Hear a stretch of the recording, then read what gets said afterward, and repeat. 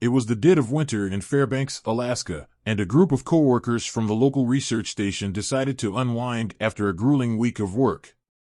They had been studying the effects of extreme cold on various materials, a task that required long hours and intense focus. Tonight, however, they were determined to relax. After a hearty dinner, they decided to take a dip in the outdoor hot tub at the lodge where they were staying. The group consisted of 5 people: Dr. Alan Carter, the lead researcher; Lisa Matthews, his diligent assistant; Mike Thompson, the rugged field technician; Sarah Jenkins, the cheerful lab technician; and Tom Anderson, the newest member of the team. They laughed and chatted as they trudged through the snow toward the steaming hot tub, wrapped in thick robes to fend off the biting cold. The hot tub was a welcome sight, a warm oasis in the frozen landscape.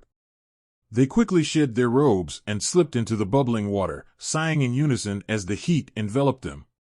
The sky above was a dazzling display of stars, the northern lights casting an ethereal glow across the snowy terrain. "This is exactly what we needed," Lisa said, leaning back and closing her eyes. "You said it," Mike agreed. "I don't think I've ever been this relaxed." Sarah splashed water playfully at Tom, who ducked and laughed.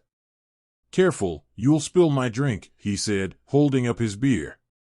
Dr. Carter smiled at his team's antics, feeling a rare sense of camaraderie. For a moment, all the stress and fatigue of their research seemed to melt away. As the night wore on, the conversation turned to local legends and folklore. It was Mike who brought up the Amikuk, a shape-shifting creature said to haunt the wilderness of Alaska. "I heard about it from one of the old-timers at the bar," he said, his voice low and serious. "They say the Amikuk can take on any form it wants, and it uses that ability to lure its prey." "Oh, come on, Mike," Sarah scoffed. "You're just trying to scare us." "No, really," Mike insisted. "They say it often appears as something harmless, like an animal or even another person. But when it gets close, it reveals its true form and attacks." "That's just a story," Tom said, though he couldn't hide the hint of unease in his voice. "Stories have to come from somewhere," Mike replied, shrugging. "Who knows what's really out there?" Dr. Carter chuckled. "Let's not let ghost stories ruin our night. We're here to relax, remember?" The group agreed, and the conversation shifted to more mundane topics. But as the hours passed and the night grew darker, an unsettling feeling began to creep over them. The temperature seemed to drop even further, and the wind picked up, howling through the trees. Lisa was the first to notice something strange. "Did you hear that?" she asked, her voice barely above a whisper. "Hear what?" Sarah replied, looking around nervously. That noise. It sounded like something moving out there." "Probably just an animal," Mike said, though he didn't sound convinced. A sudden rustling in the nearby bushes made them all jump. Dr. Carter peered into the darkness, his eyes narrowing. "Maybe we should head back inside," he suggested. Before anyone could respond, a figure emerged from the shadows. It was a large, lumbering form, covered in thick fur. At first, they thought it was a bear, but as it stepped into the light, they saw that its features were grotesquely distorted. Its eyes gleamed with a malevolent intelligence, and its mouth twisted into a sinister grin. The group froze in horror as the creature advanced. "What is that?" Tom whispered, his voice trembling. "It's the Amikuk," Mike said, his face pale. "We need to get out of here, now." They scrambled to climb out of the hot tub, but the creature moved with terrifying speed. It lunged at Mike, its claws raking across his chest. He screamed in agony as blood sprayed across the snow. "Run!" Dr. Carter shouted, pushing Lisa toward the lodge. They bolted for the door, but the creature was relentless.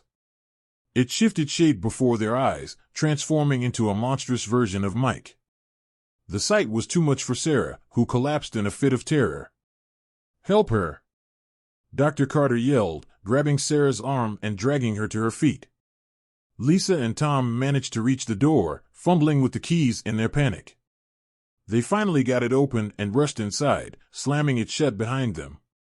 Dr. Carter and Sarah were right behind them, but as they turned to lock the door, the creature's hand shot through the gap, its claws scraping at their flesh. "Hold it back!" Tom shouted, pushing with all his strength. The creature roared, its eyes burning with hatred. It shoved its way inside, knocking Tom to the ground. Dr. Carter grabbed a nearby fire poker and swung it at the beast, but it barely seemed to notice. Lisa and Sarah huddled together, their faces streaked with tears. "What do we do?" Sarah sobbed. "We fight," Dr. Carter said, his voice steely. "We fight with everything we've got." But it was a losing battle. The creature was too strong, too fast. It tore through them with savage fury, leaving nothing but blood and broken bodies in its wake. As the life drained from Dr. Carter's eyes, he saw the creature shift back into its original form, a mocking grin on its face. "You should have listened to the stories," it hissed, before delivering the final blow. The lodge fell silent, save for the howling wind outside. The hot tub bubbled on, oblivious to the carnage that had unfolded. The Amikuk slipped back into the darkness, leaving behind a scene of unspeakable horror. The next morning, the town of Fairbanks was abuzz with rumors. The research team had vanished without a trace, their lodge found empty and bloodstained. Search parties scoured the area, but no one could explain the bizarre and gruesome scene. The legend of the Amikuk grew stronger that day, whispered among the townspeople with newfound fear and respect. They knew now that some stories were more than just tales to scare children. Some stories were warnings, and they had learned the hard way to heed them.